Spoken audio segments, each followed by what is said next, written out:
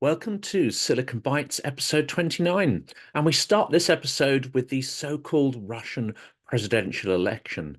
And rather than covering the story itself, which is perhaps the least unexpected story of the year, we're going to look at the weakness of the headline writers that we can see right across the media, especially the recycled media of stories that are endlessly paraphrased and rephrased online, but which seem to come from the same source and the same narrative patterns, and which are almost certainly written by relatively junior journalists in the organizations that churn out these stories. A good example here, Al Jazeera. Russia set to hold presidential election in March 2024.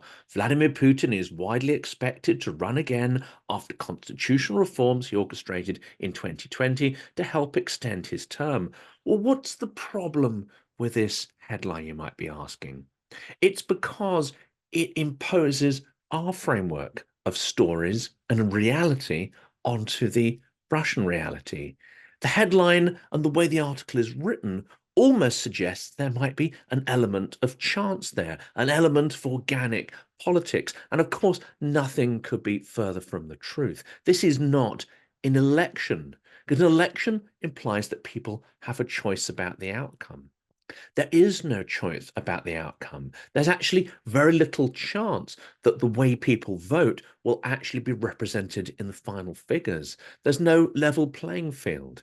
There's no organic opposition voices allowed, either in the media or in the hustings or on the streets. The outcome is predetermined. You might as well announce the result of the so-called election now, because the process of voting is a charade. It's a Potemkin facade, an impression to show that Russia is somehow a civilized, progressive, modern country with all of these institutions and processes, but they're nothing of the sort. They are rituals. They're a form of political superstition, a puppet show.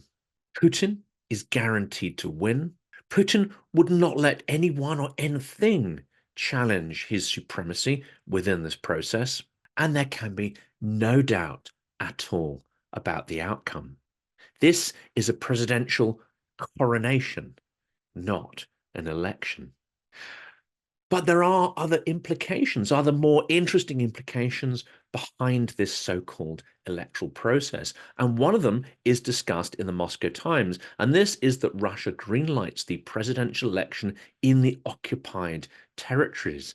Now, of course, this has far more significance than it perhaps does in mainland Russia, because this is a territory of Ukraine, a internationally recognized legal territory of Ukraine, which Russia is going to be running its so-called elections within. And of course, part of this process is not just to show the world that these territories are occupied, it's to show the inhabitants of these territories that they are under occupation. There is a process here of coercion and pressure on that part of the population in the occupied territories who do not fall for the Russian brainwashing and propaganda. And many people will be voting at the end of the barrel of a gun. Now, I'm glad to see a newspaper like the UK's Guardian being a little more direct in their language, reflecting the reality of the Russian political situation. So they run an article here on Friday the 8th saying that Vladimir Putin is to run for Russian president again in March 2024, but they make it quite clear in their subheadlines what the situation is. Russian leader a step closer to fifth term in widely expected announcement with little doubt over the outcome. And I think it's important that journalists don't just reflect the statements that come out of authoritarian regimes. It's important they don't just parrot the language and the straplines that are given to them by organizations like Hamas, like the regime in Iran, China, etc. And actually, these standards should be observed when they look at the statements coming out of any government, including democratic ones, those in Israel, Europe, UK as well. It's the job of journalists not to repeat the political purpose of ruling elites, but to put it in a meaningful context for their users. If journalism implies that there is an organic political process in Russia or gives that impression, they are disseminating a lie. They are not doing journalism. And this is one of the problems, perhaps, with Navalny's current campaign around the election. And Navalny has disappeared. We very much hope that physically he is not in any increased danger.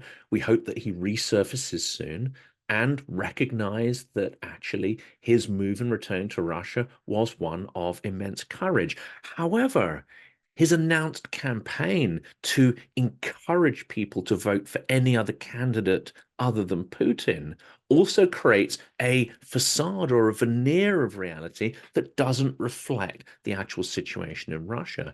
People in Russia can vote for any candidate they like. That does not mean the final result will reflect their choices. It will not reflect any protest they may express.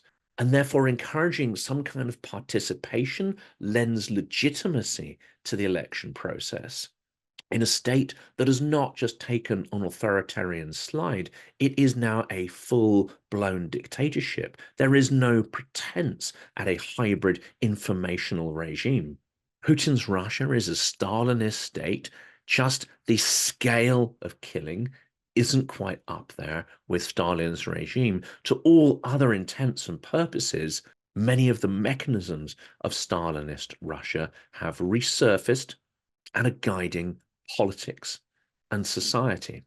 The next story is an interesting angle on the so-called coronation process going on in Russia, and that is from the Moscow Times again, and it suggests that Russia's election may give Ukraine an opportunity to rebuild its forces.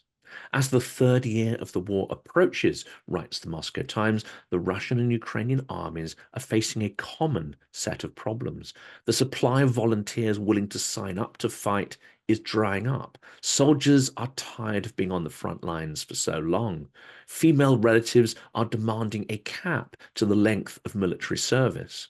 At the moment, of course, Ukraine has an advantage over Russia because people are more resolutely behind continuing the fight. Most Ukrainians understand implicitly that this is an existential struggle for survival. And if they stop fighting, they stop existing. If Russia stops fighting, then their armies go back to Russia or those scraps of their armies that survive. The Verkhovna Rada, it's reported, is tabling a plan that will allow Ukrainian army to mobilize an additional 140,000 men. And there have been stories about people trying to evade the draft, which, of course, is a concern. But there is a similar process going on in Russia.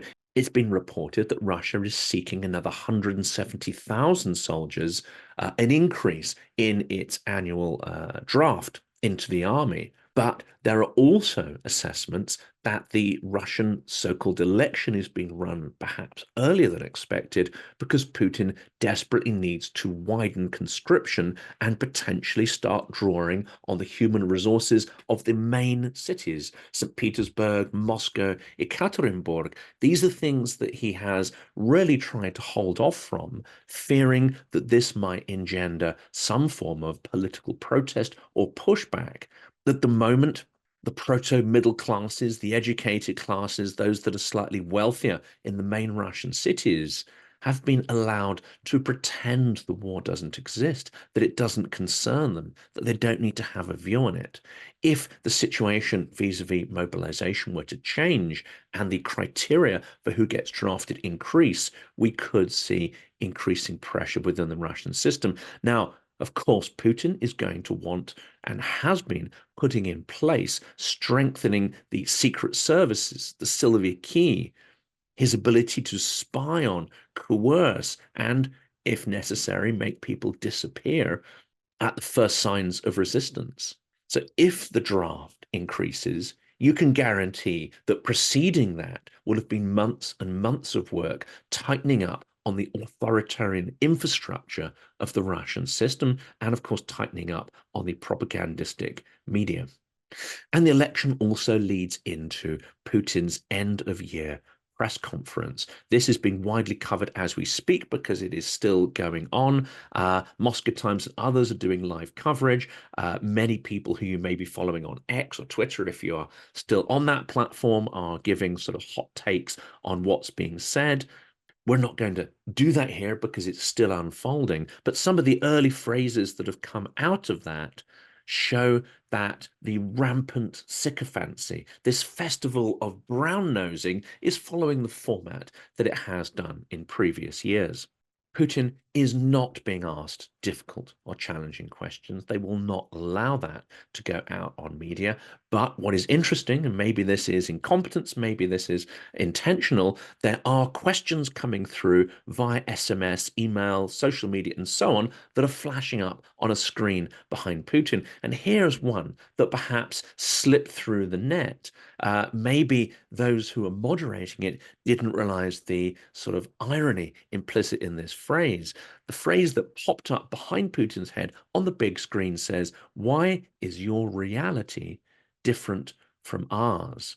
Viewers have challenged Putin at the press conference, and this is the running commentary in the Moscow Times.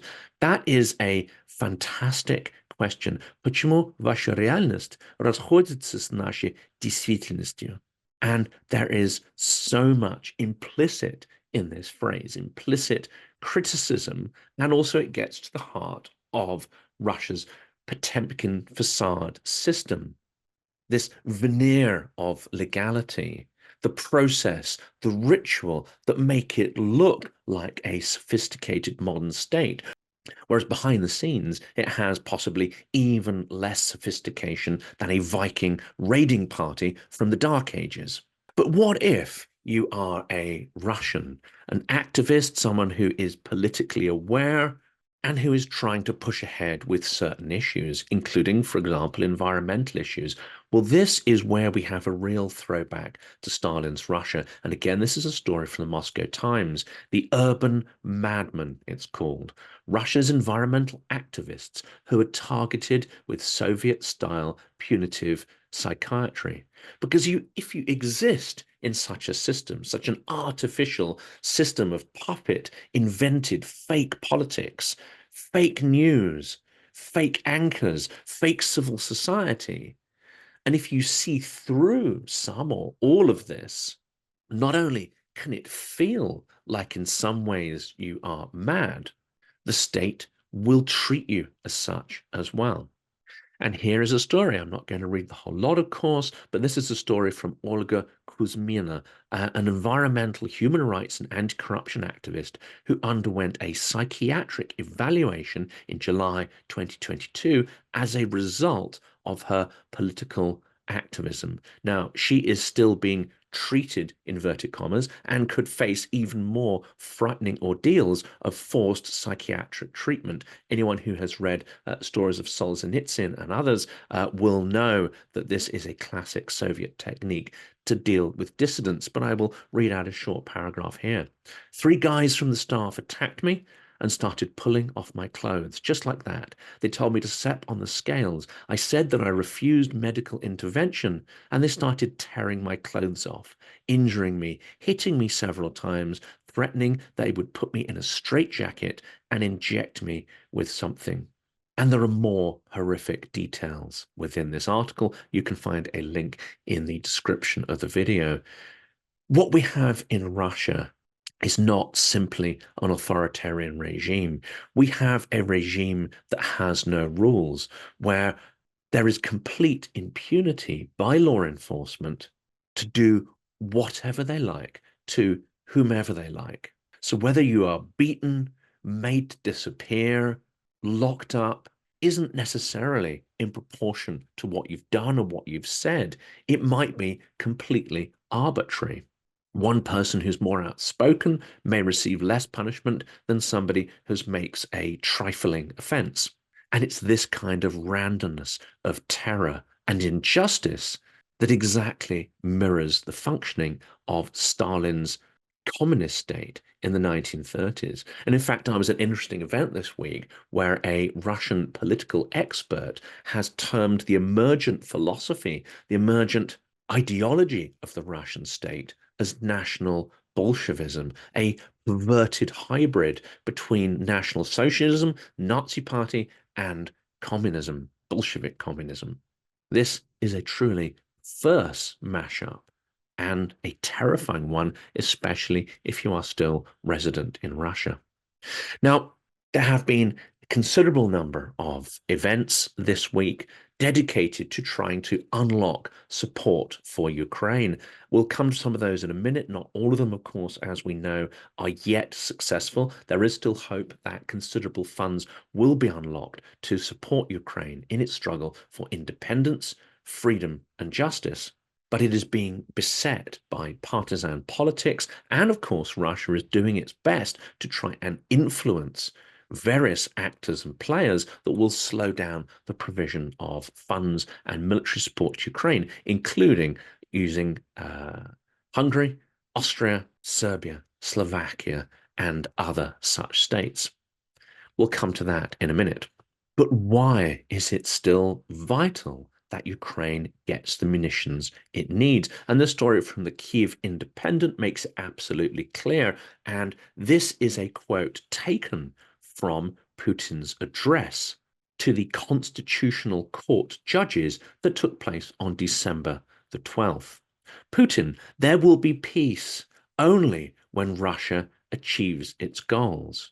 Russia's war against Ukraine will end only once Moscow achieves its original goals, said the Russian President Vladimir Putin to the Constitutional Court, and he has repeated this in today's news conference, the first major news conference that he conducted since the start of the invasion.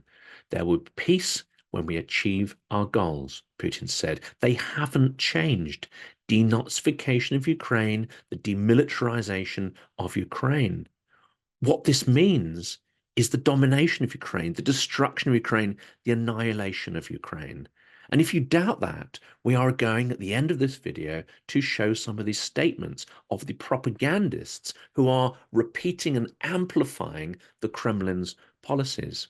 The Kremlin has over and over used false accusations of Ukraine being led by Nazis to justify its aggression. And even though this propagandistic conceit has not exactly gone down with all of the Russian population, it's not a hugely successful position. Nonetheless, Putin and many of his acolytes have come back to it over and over.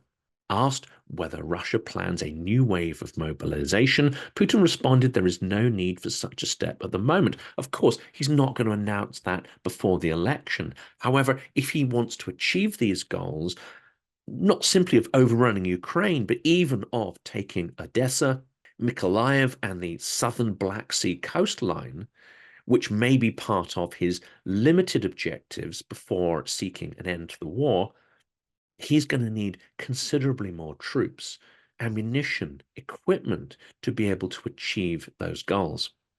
Those who doubt why that might be true, a US intelligence report that came out this week suggests that Russia has lost 90% of its original pre-invasion force. Now, some people might say, as the Kremlin sycophant David Sachs has said, well, how come Russia has a huge army? Well, it's lost this amount of its professional army, of its permanent recruits, those who would have had experience in Syria and other battle zones. Russia has had to recreate entire battalions using conscription and using the system of contracts and Wagner recruitment of prisons to replenish its forces. But despite these losses, it's clear that Putin not only is not giving up, but still has hope and belief that he can achieve significant parts of his objectives within Ukraine. Another phrase that really stands out from a meeting he had where various military people begged him to stand for the position of president again, another kind of fairly absurd puppet show. But he came out with a phrase that you could perhaps throw away and not pay much attention to, but I think it's actually an incredibly significant phrase. He said, Ukraine produces almost nothing by itself. Everything comes from the West, but free deliveries will run out, he said. Ukraine doesn't have its own money. It doesn't have its own production base. Ukraine doesn't have its own ideology. Now, this might seem like the normal stream of nonsense that come out of the mouth of Putin and his supporters, but I think this is incredibly important. By ideology, we don't mean some sophisticated, complex set of ideas that hang together logically. This could be the half-digested nonsense that comes from people like Dugin. What Putin means is that there is an idea behind Russia. There is an idea behind the invasion. That idea is an imperialistic, nationalistic one, and he has confidence that that idea can both be used to encourage and coerce his population to keep fighting and dying for his pointless objectives. So he's gaining confidence from these absurd ideas. He's gaining confidence from the lack of resistance he sees amongst the Russian population. He's gaining confidence from the assets and agents that are clearly working on his behalf in Congress, within the EU, and around the world. And he is gaining confidence from the delayed drip feed of munitions and supplies to Ukraine. And is part of the reason why its counter-offensive was less successful than had been hyped up in the media. And as Putin spouts nonsense, Ukraine continues to become under attack. Kiev Independent reports that 53 were injured on a Russian attack on Kiev just in the last couple of days. A Russian missile attack against Kiev during the early hours of December the 13th injured 53 people. Vitaly Klitschko, the mayor of Kiev, said on his official Telegram channel. At least 20 people were taken to hospital. This includes 2 children, as well as the elderly. Now, air defense seems to be working incredibly well. A lot of the damage and injuries were caused by debris from missile defense systems. And of course, they cause a lot less damage than if one of the hypersonic missiles was actually to hit its target. But one of the challenges here is that the hypersonic missiles have a very short trajectory time before they hit their targets, and often the air raid alerts do not go off in time. The ballistic missiles are exploding above Kiev before people necessarily have the air raid sirens either in their streets or on their mobile devices. And Russia is clearly ramping up its attacks on a number of fronts. We have the informational and political warfare across the world. We have agents and assets being activated to slow down military support and funding for Ukraine. But we also have the largest cyber attack, which was reported on the main Ukrainian phone operator and its largest bank. The Kyiv Independent reports on this in detail yesterday. A massive hacking attack was reported on December the 12th by Monobank, one of Ukraine's largest banks, the company founder said. This comes at the same time as the Ukrainian telecommunications company Kyivstar said that earlier in the day it had come under a massive cyber attack that caused widespread internet and network outages. Even now, 2 days later, it's the case that many Ukrainians do not have mobile signals when they're out and about. Therefore, it becomes much more difficult to do business. It becomes much more difficult to check up on the health and well-being of relatives, especially during air raids. It becomes impossible if you're out and about and not on a Wi-Fi network to actually get the signal on your app telling you if an air raid is underway. We can expect more of this grey zone hybrid warfare as Russia goes on the offensive. We need to be prepared for such attacks against our own networks and infrastructure as well. Amongst all this doom and gloom, let's have a look at a positive story, and that is the return to some form of stability to relations with Ukraine, between Ukraine and Poland. There are still economic challenges, But the accession to power of Donald Tusk in the new Polish government marks a real change of tone, and it seems to be marking a change in actions as well. Donald Tusk has come out with some extremely welcome and robust language. We will, he said, loudly and decisively demand the full mobilization of the free world, the Western world, to help Ukraine in this war, he said, as he presented his vision for Poland's future trajectory. The speech was well received in Ukraine, and it's incredibly timely to hear these strong words coming out of a European leader at a time where it's difficult to hear this kind of action-oriented language coming from many other countries. Tusk has said that as long as it takes is not a strategy, is not acceptable. Combining the words victory, winning, and Ukraine, and explaining how this can be achieved in a shorter timescale with lower losses to Ukraine's precious population. This is the kind of language Tusk is using, and I hope it takes off and starts to be adopted by other leaders. And before we make the mistake, as has been made throughout this, of both overestimating and underestimating Russia's capabilities, it's been reported that Russia has now lost around 342,000 troops in Ukraine. This is an extraordinary total. We're approaching World War II, World War I levels of losses and injuries, and there are reports that there is massive, massive strain on the Russian health system, dealing with the amount of casualties, serious injuries, amputees that are flooding the already weak Russian health system. And that level of casualties is showing no signs of being reduced. As Russia goes on the offensive around Avdiivka and other hotspots on the front, as Putin seeks to get some kind of win that he can communicate in the election process, no matter how absurd the objectives are, no matter how insignificant and strategically pointless the targets are, villages, hamlets, etc., Putin is looking all out to get something he can convey that is positive to his population, something he can spin into a kind of victory. The cost of that is astronomical daily Russian casualties. Another challenging area is the accession to the EU of Ukraine, and of course, support for Ukraine aid. The EU is determined, says the Kyiv Independent, to persuade Hungary to support both of these initiatives, both to provide aid and to ease the accession talks.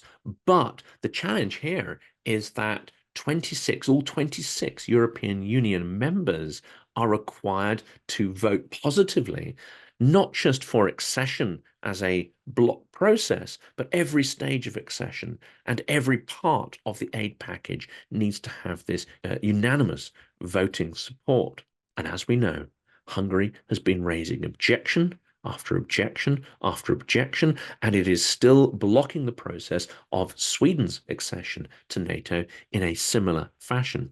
Hungarian Prime Minister Viktor Orban is known to have friendly ties with Moscow, and if we're going to be harsh, he is the Kremlin's little bitch, doing Putin's bidding within Europe, trying to gum up the works and prevent essential aid from reaching Ukraine. It's no surprise that many pro-Ukrainian commentators, myself included, believes that Hungary should be ejected from the EU, but I understand there is no mechanism that would actually allow this to happen unless Hungary was to voluntarily seek to leave the organization, much like the UK did in 2016. But it's not just Hungary. Austria, which is perhaps less vocal, it doesn't have a giant toad-like figure dominating the headlines like Orban.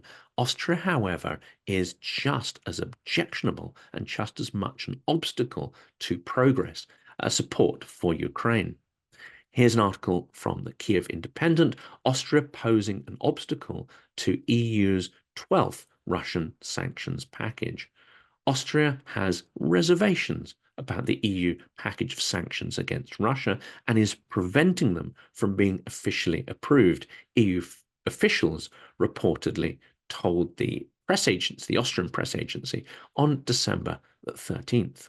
EU ambassadors originally aimed to have the package ready to present to European leaders during the EU Council summit due to take place today and tomorrow. These sanctions packages again require a unanimous vote by EU member states in order to pass. The package is incredibly important. It's expected to target the export of dual-use technology, ban the trade of Russian diamonds, and contains additional measures to combat the circumvention of Russian oil being traded above the $60 per barrel price cap. The ability of Russia to carry on selling its oil above that price cap is fueling a record amount of income receipts into the Russian treasury, and it is fueling the Russian war machine. So by blocking these things, Austria is literally putting its hands around the throat of Ukraine and squeezing. But the words Austria and moral bankruptcy are not necessarily unknown if you put them in historical context. Zelensky has just returned from Washington, D.C., and to an extent that trip has ended in disappointment as further aid remains at risk. He was there to try to convince members of Congress to approve further assistance to Kiev. Republicans in the Senate blocked the bill on December the 6th that contained $61 billion in aid for Ukraine, largely because, and this is their technical reason for doing it, I think the real reasons are even less savory than that. It does not include additional funding for domestic border security and significant changes to immigration policy. We're going to be examining these issues in far more detail with experts in this area over the coming days. But it's interesting that the language from the Democrats, Biden and Jake Sullivan in particular, have become far firmer, harder, and clearer in the last couple of days, emphasizing why support for Ukraine is critical, not just for Ukraine itself, but they are starting to inject into their language the idea that this is an existential crisis for Europe, for the US, for our business model, our values, our institutions. Finally, their language is starting to wake up to that reality. But they need to go a lot further in convincing their colleagues in the Senate to actually back this full aid package. It may be the case that Democrats need to make some concessions to Republican demands, essentially give them a win, something they can take back to their constituencies vis-a-vis border security. Whether that's of any practical use or benefit seems almost immaterial at this point. We are in the territory of partisan point scoring. It is deeply shameful that Ukraine should be used as a political football, that the lives of thousands upon thousands upon thousands of people should be manipulated in this way as part of a political debate. And, dare I say it, the future security of all of Europe placed in doubt because of these local, provincial, and partisan concerns. There's a great article in the Moscow Times, Seize the Moment, Seize Russian Assets for Ukraine. I won't sort of go into this in more detail. We have done an excellent interview this week with Elena Halushka. This article perfectly complements that. It's by Nigel Gould Davis. He explains not only why it's important to seize Russian central bank assets, but also how this could potentially be done within the legal framework. A lot of those assets sit within the European Union. The UK and the EU have an outsized influence on these, and there are certainly ways in which this impasse could be broken and those assets used to support Ukraine. So I'll pop the link to that in the description. It's a very interesting article. I'm also going to pop a link into the Nova Gazeta Europe because they have a really good, very cynical article about Putin's bid for re-election, inverted commas, and they're calling him death's candidate, who has begun his election campaign under the slogan of eternal war. So this is by a very experienced commentator here, Leonid Gozman. That is certainly an interesting article to look at. Well, for the final bit of this video, we are going to wrap it all up and really talk about why supporting Ukraine is not just beneficial for Ukraine, but why it is in our own interests as well. And by way of introduction to that, I want to sort of just share an anecdote from a recent event I attended. I was lucky enough to be able to moderate an event on information warfare at the École Militaire in Paris, an incredible event organized by Eastern Circles, Sciences Po, and various other institutions. I can pop a link to that in the description of the video. So that was a fantastic event, but it was interesting speaking to diplomats, military people, technocrats and politicians after the event. And one phrase really stuck in my head, and I'm classing this as a kind of misplaced humanism. So, talking to someone who is extremely pro-Ukraine, has advocated for support for Ukraine military and humanitarian support, and who has a fairly clear idea of what's actually happening inside Russia itself. And when you hear propagandistic lines, when you hear misplaced ideas being spouted by propagandists, it's not a surprise. What always surprises me is when you hear either tone deaf or completely misplaced ideas in the mouths of people who are pro-Ukrainian and don't see any problem with the ideas they're putting forward. And this one really struck me, and it's about Crimea. And this might explain one of the reasons why Washington, Berlin, and others are not taking the gloves off, are not supporting Ukraine to win and achieve the expansive victory that they need. And that sticking point is Crimea. This person said, we don't need another humanitarian crisis on the European continent. Imagine, they said, that Crimea has over 1 million people, most of whom are Russian speaking and Russian supporting. Well, first of all, I think that is a huge assumption. There are many people there who are held hostage by the situation. There are many people there who probably wouldn't care at this point who governs them, as long as there's peace, security, and the economy improves. But let's say there are several 100,000 people who are potentially far more pro-Moscow, pro-Russia than anyone on the mainland of Ukraine. This person is suggesting that we shouldn't be backing Ukraine to retake Crimea because it would cause humanitarian catastrophe.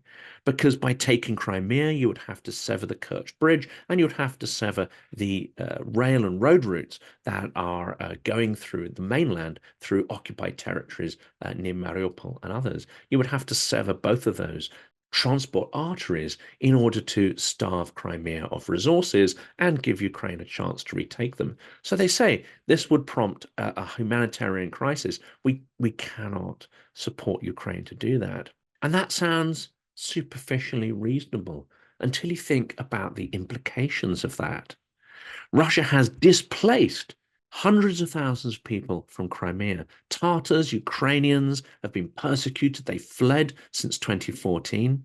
And many decades prior to that, Russia has operated policies of ethnic cleansing. For instance, in the 30s, the 40s, and the 50s, when the Tatar population was driven out, and a horrendous percentage of that population died in Russia's extermination camps. Russia, we know, has transported in many hundreds of thousands of its own citizens into Crimea since 2014. So, of course, they will be supporting Russia because they're the beneficiaries of stolen property. They have inherited a lifestyle, property in an enviable location because of their willing loyalty to the Russian state.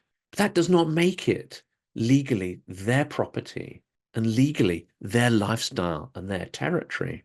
This is a kind of thieves' law. So what are we going to do here? Are we going to stop Ukraine from retaking its territories because we're worried about the fate of the thieves? Because in some way we want to reward the thieves? Does blatant theft gain legitimacy over time? If someone breaks into your house and steals it, does your outrage at that act go down within, say, 48 hours, 2 weeks, 2 months, 2 years? At some point, does that property become the spoils of the thief and no longer your property? This is an extraordinary concept, an extraordinary idea here that the West seems to be mandating.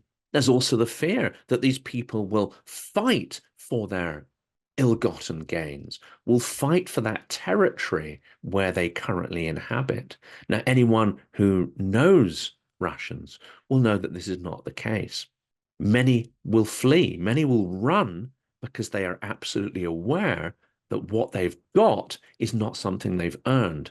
And the people they've taken it from are far more passionate and have a far more legitimate case to take it back. They will not fight for Russia. They will not fight for that land because it is not theirs and because they are cowardly by nature. Those who have moved into those territories and taken those properties through illegal means are fully aware of what they've done. It was a cowardly act to allow yourself to be moved into that territory, and they will perform an equally cowardly act when they flee at the first sign of danger. There may be others who have lived on the territory prior to 2014 and have some sympathy for Russia and the Russian world. But again, we know that Russians are famously politically inactive. They may not like the situation of that territory returning to Ukraine. I very much doubt whether any of them will physically fight or put their lives at risk for it. Another clever strategy that Ukraine could adopt is placing responsibilities on people in those occupied territories that are returned to Ukraine. Those responsibilities could include fighting in the Ukrainian army, taking an oath to Ukrainian state, learning the Ukrainian language, reasonable responsibilities and duties that can be placed on the population on the territory of Ukraine. Again, what will Russians do? Russians that have no allegiance to the Ukrainian state, rather than take on any responsibility, let alone responsibilities from the Ukrainian state, they will flee, they will run away, they will run to Russia, where there is no responsibility, where no one has agency within the political process, where you have rights and privileges, perks, and the spoils of theft. These are the things you can gain in the Russian system. Responsibilities is not one of them. They can go back to that system, which perhaps they'll be far more comfortable in. I doubt as well that Ukraine would engage in a genocidal, violent expulsion of the people in Crimea. They won't have to. These people will leave at the first sign of a responsible, an adult state taking them over, and not the lawless banditry that Russian world brings with it. So here we're going to read out a couple of the clown world propagandists who are talking about genocidal hate. And for people who still cling to this idea that this is somehow Putin's war, this is the war of Putin's elite, that the Russians have no responsibility for what is happening, let's be clear. There are hundreds, if not thousands, of propagandists and so-called Russian journalists who are perpetuating this war, who are benefiting from this war, and whose language incites genocidal aggression. There are hundreds and hundreds of thousands of Russians who are working directly within the war machine, producing munitions, armaments, equipment, uniforms, and so on, who are working in logistics and behind the lines. And there are now millions of Russians who are directly working in the army, fighting, killing, committing acts of horrific barbarism. And there are many, many tens of millions who are still working in Russia, paying their taxes, and those taxes are being used to support the Russian killing machine. This is absolutely Russia's war, and here are some statements that every Western leader needs to be aware of. So the maximum of Ukrainians, 5%, are incurable. Simply put, around 2 million people, says one of the propagandists. These 2 million people should either be forced to leave Ukraine or be denazified, which means destroyed.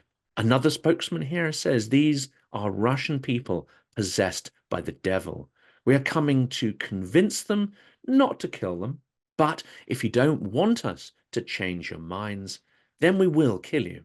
We will kill as many of you as we need to. We'll kill 1 million, 5 million. We can exterminate all of you. It's called denazification, knocking off heads, shooting everyone, burning it down. Yes, it is done by knocking off heads. Minsk 1, 2, 3. Were they not enough? Don't yell. I'll reiterate. Denazification is conducted by knocking heads off. Slowly but surely, with side glances, knocking out teeth with the butt of a gun for making any unfiltered statements. Some will be cured, fed, and saved. By push and shove, everything will get normalized. Those who don't want to live with us will get shot. We have to kill them, but not out of hatred. We should kill them out of love for our children, because this will ensure our survival. It's very simple. Why do you think that if Russia will kill 2 million of the bearers of an idea, Ukraine will suddenly want peace? First of all, it won't have a choice. Like all of you last night, I saw some horrible footage. One soldier cut the head of another soldier. It's scary for me to see this footage. Yes, of course it is. Do I condemn our guys? No, I never will. Most importantly, the illness in Ukraine is gone so far that you can't convince them or negotiate with them. You can't cure them this way. Only surgery will work there. The only response to these statements by the Nazis is a Solzipok heavy thermobaric rocket launcher. It has to be burned out. Some will say, this is not a Christian method, but this is quite Christian, like the apostle who personally slit the throats of 300 prophets of Baal. This is how we should deal with these too. Destroy them without any doubt. Just remember all those stories about packets which are being handed out to our soldiers. Yes, being handed out to our soldiers so they can rape Ukrainian grannies. God, those grannies would spend their burial savings to get raped by Russian soldiers. Over there, Ukrainian children would tell me Ukraine is occupied by Mongols, that if not for Mongols, they would live like in France, and that they're suffering under occupation. Well, they should have been drowned in the Tisina River, right there with the duckling swims. Just drown those children, drown them right in the Tisina River. That's not your method because you're a sci-fi writer. You're an intelligent person, but that is the method. Whoever says that Mongols occupied them, you throw them in the river with a strong undercurrent. Every hut over there is called a Smirihova chata. Shove them right into those huts and burn them up. What comes to mind right now, I will say, is to destroy every living thing in the Kharkiv region as a punishment. As an example, if we select a target, for example, it is one city, one region, or something else, you clean it out in such a way that there's nothing left. If we say that it's Kiev, they say that Kiev is the mother of all Russian cities. Yes, it is the mother of all Russian cities. But if we need to turn Kiev into ruins, and for our flag to sit atop those ruins, then this is what we should arrive at. The first plague was the rivers of blood. Don't we see the rivers of blood? Here they are, the rivers of blood. What was another plague? Thunder, lightning, and hail, which is grad in Russian. I have a feeling it was written about our grads, our rocket launchers. A grad will destroy all the people and all the animals and the fields with their crops. I don't recall it verbatim. What other plagues were there? The plague of darkness, the Egyptian darkness, when Egypt was immersed into darkness for 3 days, but the Israelis had light in their homes, the Bible says. Don't we see darkness over there on a regular basis, wherever our missiles are flying, wherever they are practicing our strikes of vengeance? Ukraine is immersed in darkness. The absence of electricity means the absence of water, the absence of refrigerators, the absence of sewers. 1 week after all the electricity is cut, the city of Kiev will be swimming in shit, pardon my expression. There'll be a clear threat of an epidemic. How does it benefit us if Ukraine is deprived of electricity and water? What do we need this for? How would they live? How would they live then? We're fighting the military, not civilians, surely. Hold on a minute. Let me finish talking. If you have no water, no sewer, we're projecting the flood of refugees towards Western borders. Correct, because it's impossible to survive. There's no heating, no water, no sewer, no light. You can't cook food. There's no place to store the food. There's no way to transport the food. The monetary system does not work, and so on and so forth. How does one live in a country where nothing works? Yeah, I totally support the general. Of course, based on these decisions, it's very important not only to continue to destroy Ukraine's military infrastructure, but to escalate these strikes. I'm absolutely certain it will be done in the near future. When a doctor is deworming a cat, for the doctor, it's a special operation. For the worms, it's a war. For the cat, it's a cleansing. Exactly. We don't need to liberate anyone over there. We need to take what's ours and make it so that they're afraid to even talk about it, think about it, so much as to breathe the wrong way towards Russia. And that's it. We should shut down the topic of Ukraine for good and admit that denazification and demilitarization will shut down Ukraine as a project once and for all. It once existed, but it is no more. There is no more Ukraine. This is an eschatological enemy. Therefore, in my opinion, I don't know whether it will remain or not. This is a problem not only in terms of global politics, but I believe that all our efforts should be devoted to make sure there's not even a memory of Ukraine left. Ukraine is doomed.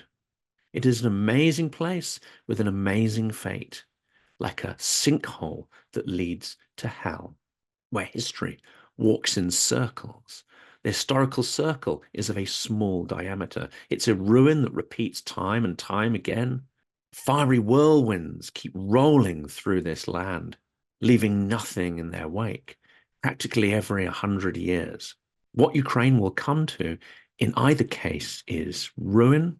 Yes, Ukraine is doomed to drink this bitter cup, to drink its endlessly bitter cup to the very bottom. There should be no doubt that DPR, Mykolaiv, Kherson, Odessa, until Vladimir Vladimirovich Putin stops us, we will get to Berlin. We will win, no doubt about it. Today, Ramzan Kadyrov, our brothers are defending Islam first and foremost. Right now, we're waging the holy war, the holy jihad. The destiny of this country depends on you. If we don't win, not Russia, but the world will disappear. God is with us. We'll either win or humanity will cease to exist. Because the Lord won't stand for the triumph of warriors of the Antichrist. We are the Lord's weapon, his avenging right hand.